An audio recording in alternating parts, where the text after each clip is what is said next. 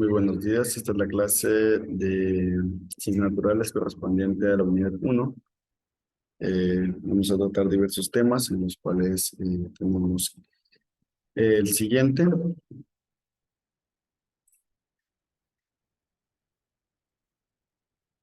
Vamos a hablar un poco sobre lo que es la tabla periódica y sus elementos.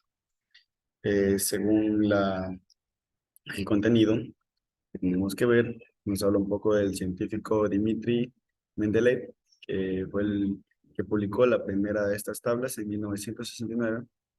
La tabla periódica de los elementos, según su manuscrito, es una disposición de los elementos químicos que forman la tabla.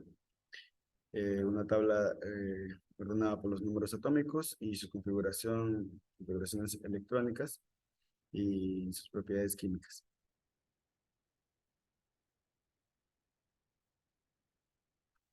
Hablando un poco sobre lo que es el número atómico, tenemos que en la física química el número atómico de los elementos es es un elemento químico, el número total de protones que tiene cada átomo de ese elemento, y se suele representar con la letra Z. Esto es una aplicación de la tabla periódica para definir que el número atómico se representa con esta letra, y los electrones se representan con la letra E. Si nos fijamos en la tabla, nosotros tenemos en la parte de arriba lo que es el número atómico, que está representado por cada uno de sus valencias, en los cuales interfiere su número atómico, su masa, y entre otros, como por ejemplo su valencia. Esto ya dependerá del tipo de tabla periódica que estemos estudiando, ¿no? Bueno, y también tenemos que están divididos por familias. eh, Ya conocemos algunas, como son los gases nobles, en la familia de los alcalinos térreos, entre otros, ¿no? Tenemos muchos de estas de aquí. En total tenemos 108 elementos de la tabla periódica, los cuales están simbolizados por letras que son acrónimos de lo que significan. Por ejemplo, lo que es el galio, el Ga, lo que es el cobalto, Co, níquel, Ni, siempre representado por una letra mayúscula al inicio y la consiguiente, una letra minúscula.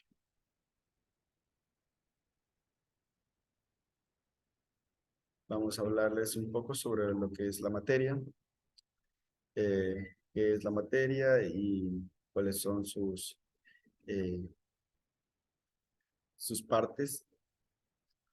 En este caso, la materia es todo lo que ocupa un lugar en el espacio. Es una definición exacta de lo que significa lo que es la materia. En la química es la ciencia que estudia la naturaleza y composición de las transformaciones. Es decir, la transformación de la materia, ya que según la ley de la conservación de la materia, nos dice que es una reacción química, que la materia no se crea ni se destruye, solo se transforma. También podemos relacionarlo un poco con los estados de agregación de la materia, que son fuerzas de unión de las partículas, moléculas, átomos, iones, que, eh, que la constituyen de cualquier sustancia o mezcla, modificando sus condiciones de temperatura, presión. Pueden obtenerse distintos estados o fases.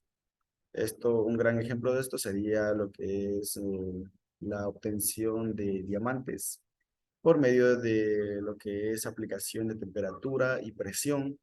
Es, un, es lo que se necesita para crear un diamante, además obviamente del carbón, parte de esto, ¿no? En las profundidades de la Tierra, un trozo de carbón sometido a presiones y temperaturas altas convierten a estas en diamantes. Es un gran ejemplo para definir lo que es el estado de agregación del material, ¿no?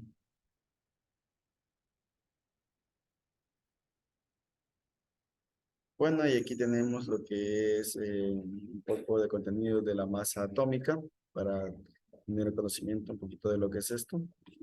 Nos dice que la masa atómica es la masa de un átomo, más frecuente expresada en las unidades de masa atómica, unificada por masa atómica unificada, las siglas, ¿no?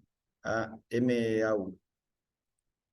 También tenemos aquí un ejemplo que nos dice, ¿sabías que el oxígeno tiene una masa atómica de 16? La masa atómica aparece en la tabla periódica, en la parte inferior del elemento y no posee unidades. Es decir, si nosotros recordamos que en la tabla periódica, en la parte de arriba nos enseñaba el número atómico, tenemos un ejemplo de este cuadrante, arriba del número atómico, por consecuente, abajo en el número que nos dispone en la parte de abajo de, del elemento en el cuadro, nos dice que es la masa, el número de la masa atómica. Hablando también sobre lo que es la masa molar, dice que las masas atómicas relativas, tal como aparece en la tabla periódica, se utilizan para calcular masas molares de átomos y moléculas.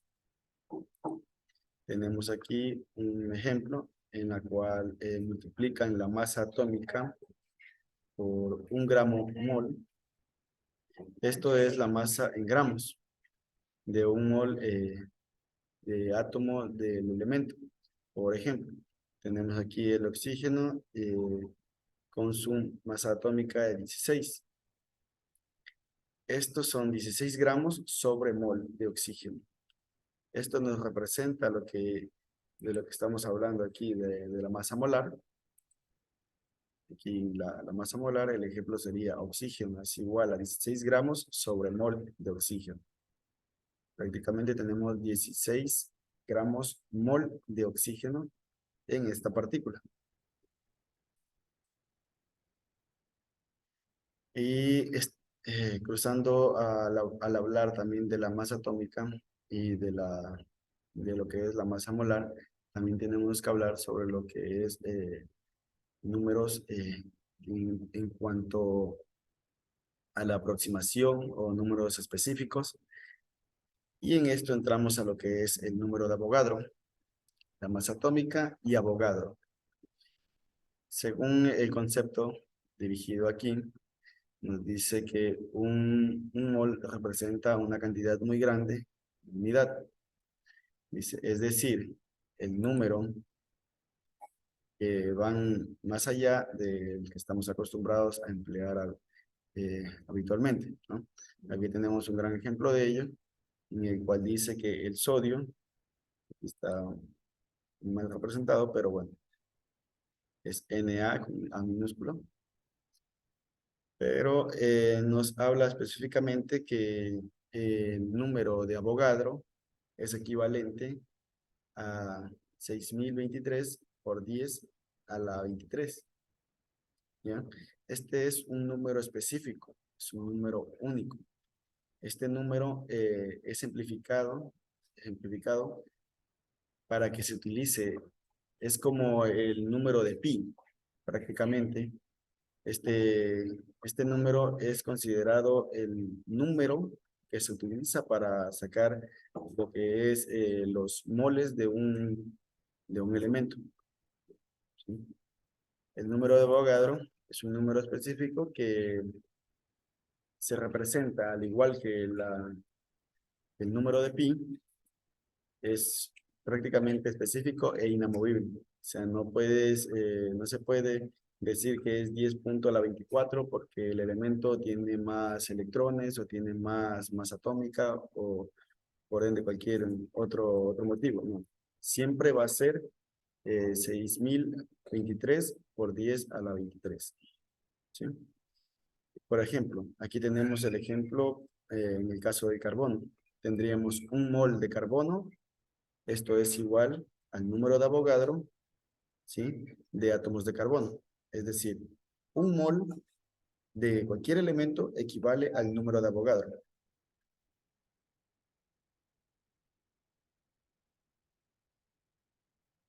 Aquí tenemos lo que es parte de notación científica, de lo cual nosotros expresamos un número con demasiados ceros que tienden a expandirse cada vez más, y para evitar la exageración de escribir los ceros de más hasta un número indefinido, se tiende a expresarse de esta manera. El número principal multiplicado por 10, que es la base 10, se supone que este es el número que se expresa.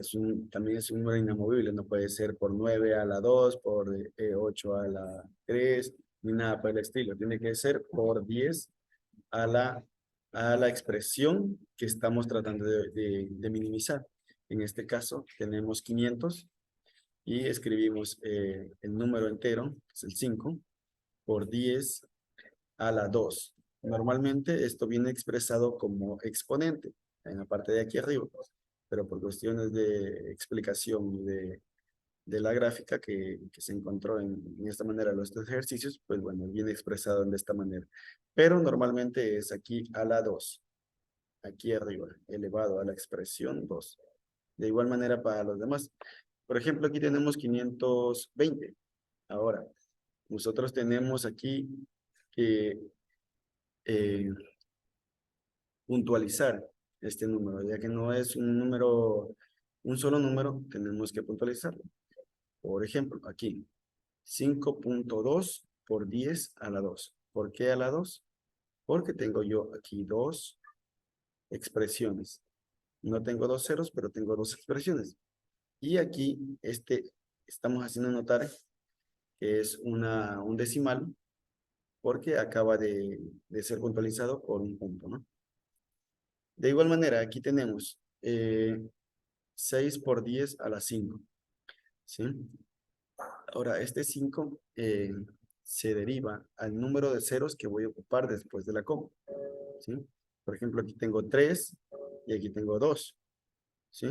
Esto hace un total de 5 ceros, en los cuales yo estoy representando el 6, el valor 6 de la unidad aquí, por 10 a la 5, ¿sí?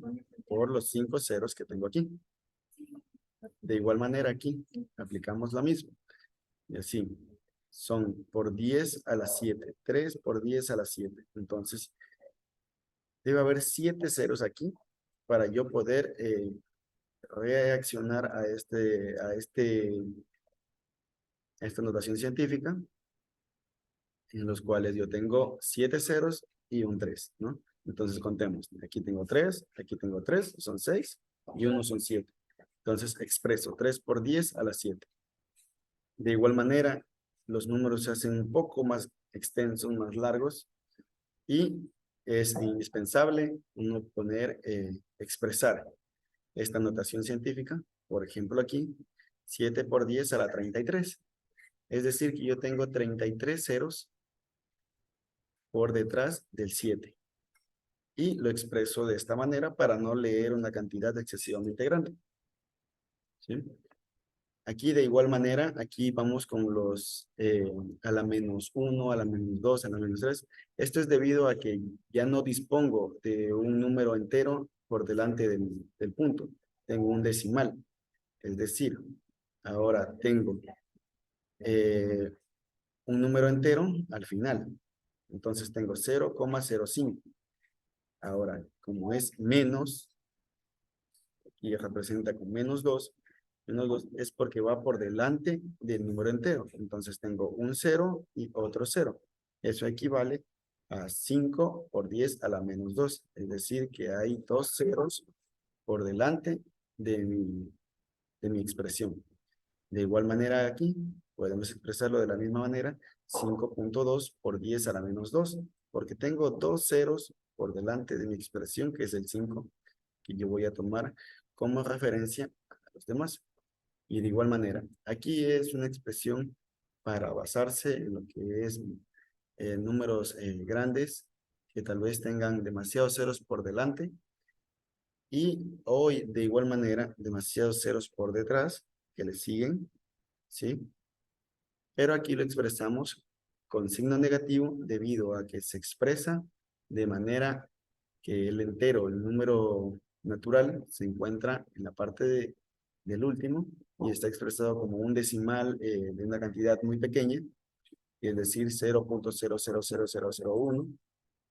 Y para no decir todo esto, simplemente decimos 1 por 10 a la menos 8. ¿Sí? Bueno, en la notación científica también se denomina como patrón o notación en forma de exponencial. Es decir, lo que les mencionaba, la parte del exponente. Esto es lo que deriva todo lo que son los ceros. Todos los ceros que abarca es en la parte de arriba, que va a ser como un exponente. ¿Sí? El uso de esta notación se basa en las potencias.